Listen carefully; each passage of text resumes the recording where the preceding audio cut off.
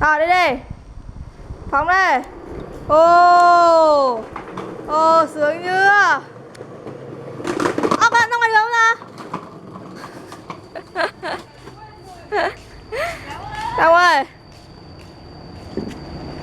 Thích không?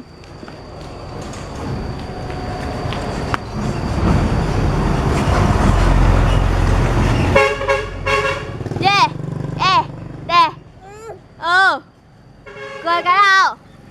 Cười cái nào?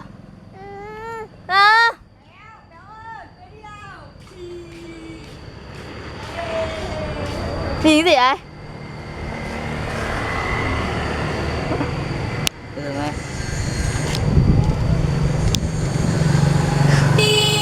Giống như hàng ăn xin vật vã. Đi. Ông ơi đi. Đi đi. Phóng đi. Ồ. Ồ, sướng chưa?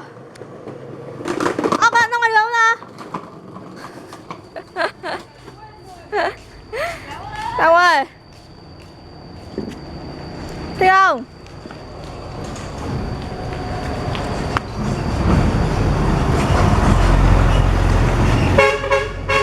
Yeah.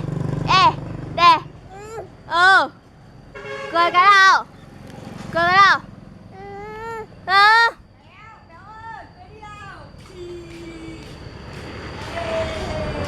Nhìn cái gì vậy?